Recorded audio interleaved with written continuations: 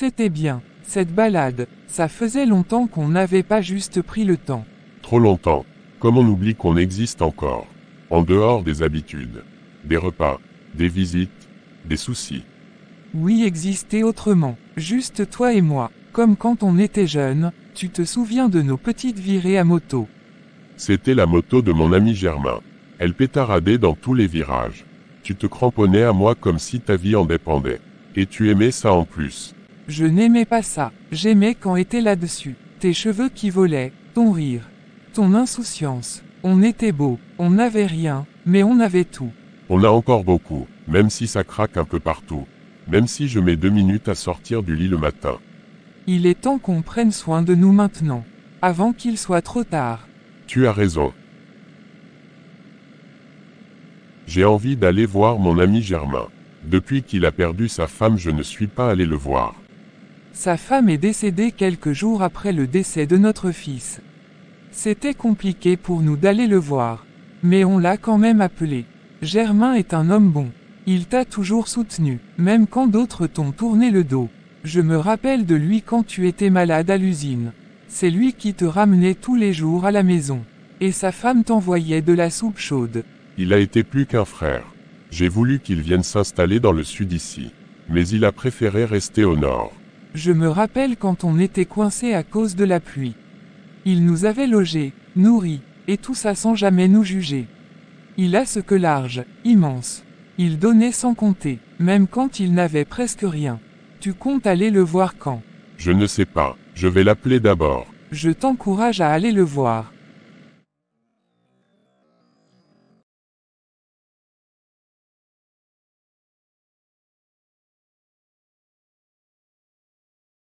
Non, ce n'est pas possible.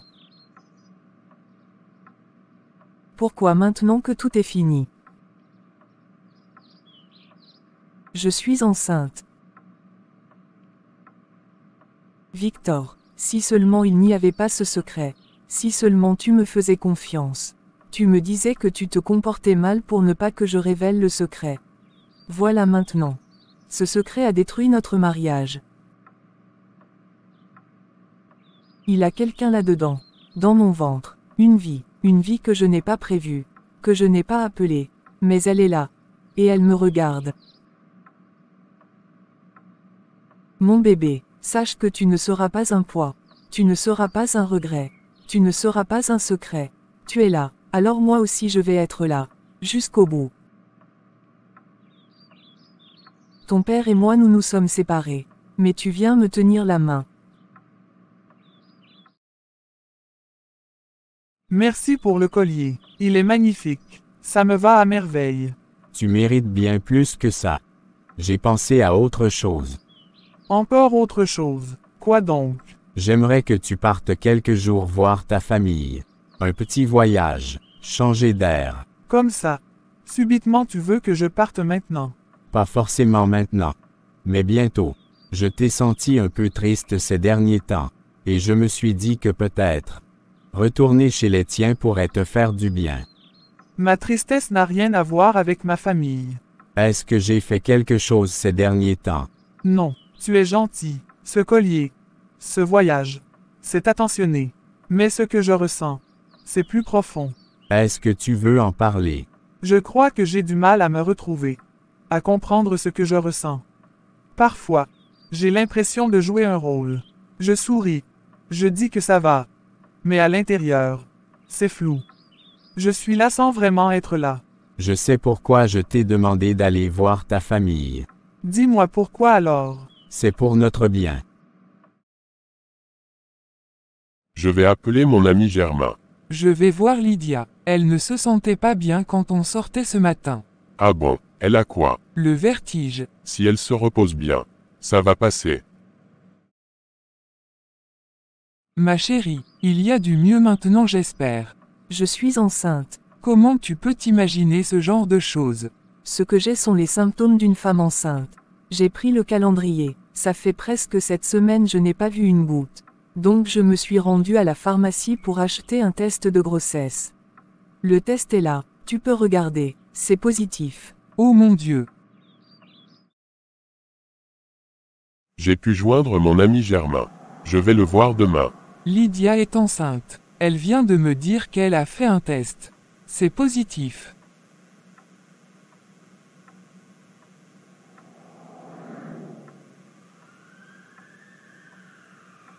Est-ce que tu as entendu ce que je viens de dire?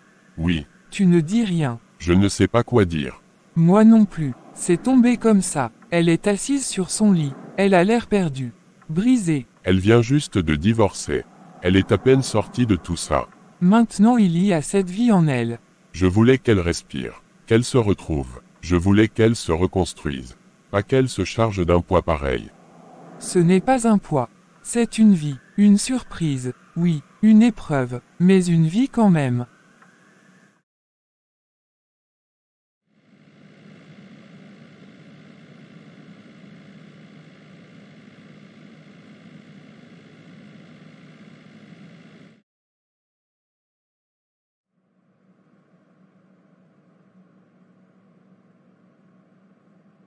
Comment tu vas, Jade? Je t'ai appelé plusieurs fois. C'est sur le répondeur. Mon téléphone est déchargé. Ta gérante n'est pas venue aujourd'hui. Non, elle m'avait prévenu depuis qu'elle allait voir sa mère pour quelques jours. Donc tu vas prendre la relève pendant son absence. Oui, mais si elle ne revient pas après une semaine, je vais devoir embaucher une autre gérante. Je voulais te parler de quelque chose. Vas-y, je t'écoute. Je ne comprends pas le comportement de Samuel. Qu'est-ce qu'il a fait encore? Il m'a dit comme ça, sans prévenir. Tu devrais aller voir ta famille quelques jours. Ah bon, est-ce qu'il t'a expliqué pourquoi? Il m'a dit qu'un petit séjour en famille me ferait du bien. Il n'a peut-être pas tort. Non, c'est pas que c'est une mauvaise idée. Ce n'est pas mauvais de partir en voyage. Au contraire. Si je pars, ce sera pour une bonne cause. Voir mes parents. Changer d'air. Respirer un peu. Alors qu'est-ce qui te tracasse? C'est la façon dont il l'a dit. Comme s'il voulait que je parte. Tu vois ce que je veux dire. Pas juste. Ça te ferait du bien. Mais tu devrais partir. Il a insisté, comme s'il avait besoin que je sois loin. Tu crois qu'il cache quelque chose? Je ne sais pas. Peut-être que je me fais des films. Je me dis. Pourquoi maintenant? Pourquoi cette urgence? Peut-être qu'il veut juste souffler aussi de son côté. C'est possible. Mais tu sais quoi? S'il veut qu'on respire chacun de notre côté quelques jours, je ne suis pas contre. L'absence fait grandir les sentiments. Exactement. Et puis, je vais lui manquer. Je le connais. Il va faire le fort. Mais au bout de 2 jours, il m'enverra un message du genre. La maison est vide sans toi. Ou bien, je n'ai plus goût à rien. J'aimerais voir ça. En même temps, je me dis, est-ce que c'est pas un moyen de se débarrasser de moi quelques jours? Je n'aimerais pas qu'il y ait quelque chose derrière. Tu veux que je sois honnête? Oui. Tu devrais partir, mais pas pour fuir, pas pour te méfier. Pars, parce que ça peut te faire du bien. Et si jamais il y a quelque chose de louche, ça ressortira de toute façon. Ces choses-là ne restent jamais longtemps cachées. Tu as raison, je vais y aller. Mais avec le cœur léger, pas avec de la suspicion. Et puis ma mère me manque. Tu pars quand? Cet après-midi. Tu vas vraiment me manquer. Moi aussi. Je n'aimerais pas que Lydia parle de sa grossesse à Victor. Tu crois que je n'y ai pas pensé moi aussi? Je sais bien que tu y penses. Mais il faut qu'on soit clair. Cet homme a fait trop de mal à notre fille. C'est vrai, et en même temps, ils ont partagé beaucoup. Elle l'a aimé profondément. Il l'a détruite profondément aussi. Tu te souviens dans quel état elle était quand elle est revenue ici?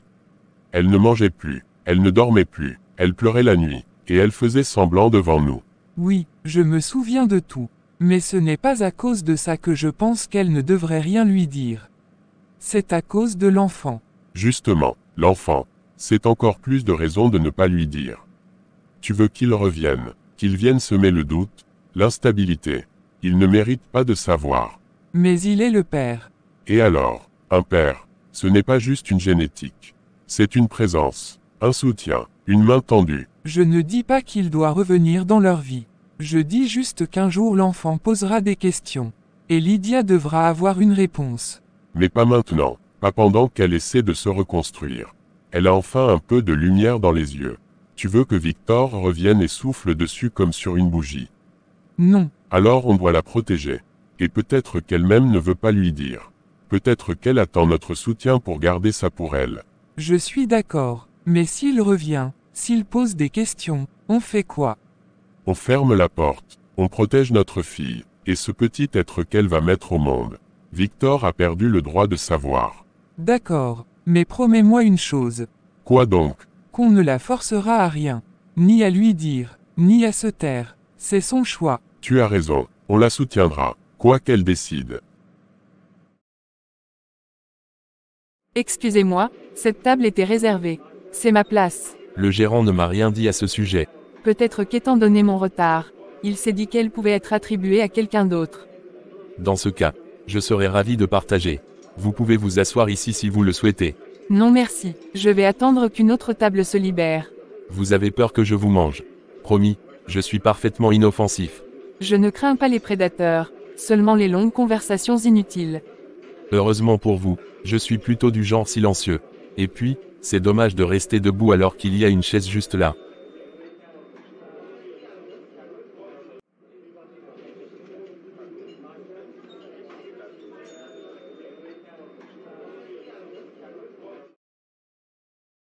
Il y a quelques tables vides, mais elles sont déjà réservées.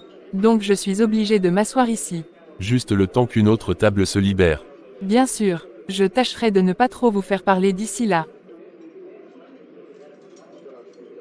Bonsoir madame, monsieur, vous souhaitez commander quelque chose? Vous avez commandé. Pas encore. Je prendrai un thé à la menthe, bien chaud. La même chose pour moi. D'accord. C'est curieux. Je ne m'assois jamais avec des inconnus. Ce soir, vous avez fait une exception. Peut-être que ce n'est pas un hasard. Vous êtes philosophe en plus. Juste quelqu'un qui aime écouter ce que la vie murmure parfois. Qu'est-ce que la vie murmure ce soir? Qu'un thé partagé vaut mieux qu'une soirée solitaire.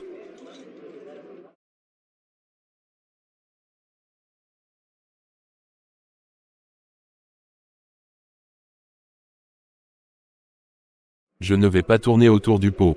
J'aimerais vraiment te connaître mieux. Je ne suis pas une femme facile. Je ne fais pas semblant. Je ne souris pas quand j'ai envie de pleurer. Et je ne joue pas à la gentille juste pour faire plaisir. Je ne suis pas le genre de femme qui entre dans la vie d'un homme en se faisant petite. Si je viens, je prends de la place. Et je n'attends pas qu'on m'apprivoise. Je suis ce que je suis. C'est exactement ça qui me donne envie d'en savoir plus. Tu as cette franchise-là. Ce feu calme que je ne vois pas souvent. Tu as l'air d'être entière. Et crois-moi, après tout ce que j'ai vécu, je n'ai plus envie de masque, ou de demi-vérité. Je te trouve agréable vraiment. Tu m'as parlé sans faux semblant, tu m'as regardé sans filtre. Et j'aime bien ça. Alors, j'aimerais te connaître, pas pour te posséder, ou bien pour combler un vide, pour juste une amitié. Tu veux me connaître. Alors commence par parler de toi. Je préfère entendre qui tu es plutôt que ce que tu veux. Je m'appelle Victor, j'ai 36 ans, j'ai fait tout ce qu'il fallait faire, études, travail, maison, mariage. Il y a quelques jours, j'ai divorcé. Quelques jours, c'est tout frais ça. Oui. Parce que j'ai merdé. J'ai été ce genre d'homme qui pense que sa femme est acquise. Que tant qu'elle reste, c'est que tout va bien. Que son silence était du confort. Je croyais aimer, mais j'agissais comme si j'avais peur d'aimer vraiment. Je faisais passer mon boulot avant elle, mes propres règles avant ses émotions. Je décidais seul, je contrôlais trop, je critiquais plus que je ne soutenais. Et petit à petit, elle a commencé à disparaître. Pas physiquement, mais dans ses yeux. Elle souriait sans joie, elle parlait sans croire qu'elle était entendue. Elle existait à côté de moi, pas avec moi. Et je voyais tout ça. Mais je ne changeais rien. Je lui disais, tu exagères, jusqu'à ce qu'un jour elle ne dise plus rien du tout. Elle s'est levée, elle a plié ses affaires, et elle est partie. Et tu l'as laissé partir. J'ai d'abord cru qu'elle reviendrait, qu'elle faisait un caprice, je me suis même senti trahi. Mais avec les jours, j'ai compris que j'étais le seul traître dans l'histoire. Je l'avais trahi à petit feu, et quand on est allé au tribunal, elle n'a même pas pleuré, elle avait déjà pleuré pendant trop des années. Moi, j'ai commencé à pleurer ce jour-là, et je n'ai pas arrêté depuis. Tu reconnais tes torts, ce n'est pas rien. La plupart jettent toujours la faute sur l'autre. Elle était trop si, pas assez ça. Mais toi tu dis, c'est moi, et ça, c'est le début d'un homme qui veut guérir. Je ne suis pas fier de ce que j'ai été. Mais je suis décidé à ne plus jamais redevenir cet homme-là. Je ne cherche pas une femme pour combler ce que j'ai perdu. Je veux juste apprendre à être différent. à être vrai, et ce soir, je suis content que ce soit tombé sur toi. Tu m'as ramené dans le présent. Tu sais Victor, j'ai vu des hommes pleins de belles paroles. Mais rares sont ceux qui assument leurs faiblesses sans jouer les victimes. Si tu continues comme ça, tu ne resteras pas seul longtemps. Je préfère être seul que faux. Mais si un jour, je dois marcher à deux, j'espère que ce sera avec une femme comme toi. Forte, franche, vivante. Tu t'es beaucoup livré, c'est à mon tour. Seulement si tu le veux. Je m'appelle Eunice, j'ai 27 ans, je suis caissière, je vis avec ma sœur. Je vivais avec ma sœur. Comment ça, vivait? Ça fait bientôt 3 semaines qu'elle a disparu. Elle est sortie une nuit, après un coup de fil. Elle m'a juste dit, je reviens, et elle n'est jamais revenue. 3 semaines, mais tu as prévenu la police j'espère. Pas encore. 3 semaines, tu réalises, c'est énorme. Tu devrais l'avoir signalé depuis longtemps. Je sais ce que tu vas dire. Que j'ai attendu trop longtemps. Que j'ai été négligente. Mais au début, je croyais qu'elle reviendrait. Ma sœur est un peu imprévisible. Il lui est déjà arrivé de partir une journée ou deux sans prévenir. Elle est comme ça, toujours en train de fuir quelque chose ou quelqu'un. Alors j'ai attendu, 1 jour, 2 jours, puis 1 semaine. Puis j'ai commencé à m'inquiéter. Mais à ce moment-là, j'avais peur d'admettre qu'elle était peut-être vraiment... C'est comme si signaler sa disparition, c'était la condamner. Ce n'est pas la condamner. C'est lui donner une chance. Une vraie. La police, les hôpitaux, les caméras de surveillance, chaque heure compte quand une personne disparaît. Tu dis que ce n'est pas la première fois qu'elle disparaît, mais là tu sens que c'est différent. Elle aurait donné des nouvelles. Même un mot, même un texto. Elle m'aurait dit, je vais bien. Elle l'a toujours fait. Mais là, c'est le silence complet. Tu dois aller au commissariat demain. Tu dois le faire. Pour elle, pour toi aussi. Tu ne peux pas porter ça seul. Pourquoi tu me donnes ce genre d'idée? Pourtant tu viens à peine de me connaître. Parce que je sais ce que c'est de regretter d'avoir rien fait à temps. Parce que ce soir, tu as été là pour écouter ma douleur sans me juger. Et parce que je te sens seul. Ma sœur s'appelle Nadine. Elle a un salon de coiffure. Elle est tout ce qu'il me reste. On n'a plus nos parents. On a grandi en se serrant l'une contre l'autre. Même quand elle me rendait folle, elle était là. Et là, il y a un vide que je sais pas comment remplir. Tu es la sœur de la jeune dame qui a le salon de coiffure. Juste à côté du supermarché. Oui. C'est bizarre. Je ne t'ai jamais vu dans le quartier. Je sors tôt les matins et je rentre souvent tard. Il faut que tu partes signaler sa disparition à la police. Demain. Je ferai ce que j'aurais dû faire. Je pars maintenant. Je suis contente pour toi. Tu as besoin de changer d'air. Et Germain, il doit avoir beaucoup à raconter. J'aimerais tellement partir avec toi. Ah bon? Oui, je me disais que ça nous ferait du bien tous les deux. Comme au bon vieux temps. Ça me ferait plaisir. Mais à cause de Victor. Je ne peux pas laisser Lydia seule à la maison. Bonjour mademoiselle. Vous m'avez dit au téléphone que vous vouliez signaler une disparition. De qui s'agit-il? Il s'agit de ma sœur. Elle s'appelle Nadine. Ça fait 3 semaines qu'elle a disparu. Elle est sortie un soir après avoir reçu un appel. Elle n'est jamais revenue. Quel est son nom complet? S'il vous plaît. Nadine Solange. Elle a quel âge? 31 ans. Est-ce que vous habitez ensemble? Oui, c'est pas dans ses habitudes de disparaître comme ça. Elle prévient toujours quand elle sort ou quand elle dort ailleurs. Là, rien. Même son téléphone est éteint depuis ce soir-là. Vous avez des raisons de penser qu'il s'est passé quelque chose de grave. Oui, quelques jours avant sa disparition. Elle avait eu une histoire avec une fille. La fille lui a enlevé sa perruque. Elle s'appelle Élise. Est-ce que vous avez son nom de famille? Non, je ne connais pas son nom complet. Je sais juste qu'elle tient une boutique. Est-ce que vous pouvez situer cette boutique? Sa boutique est en face de la mairie. Vous avez dit qu'il y avait eu une dispute. Est-ce que vous savez ce qui s'est passé exactement? Pas en détail. Nadine ne parlait pas trop. Elle était tendue, énervée. J'ai juste compris qu'il y avait une histoire de jalousie, ou de trahison, peut-être. Et ensuite, elle s'est enfermée plusieurs fois dans la chambre. Elle avait l'air bouleversée. Est-ce que vous savez où habite cette Élise? Non, malheureusement, je lui ai demandé. Mais Nadine a esquivé la question. Je sais juste que la boutique est à elle. Alors peut-être que sa gérante ou une employée pourrait savoir où elle habite.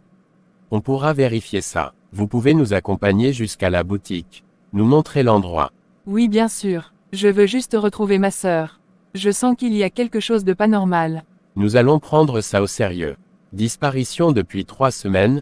Dernière personne connue avec qui elle a eu des histoires. C'est suffisant pour commencer une enquête.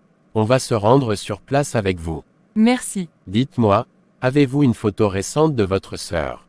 Nous allons en avoir besoin. Oui.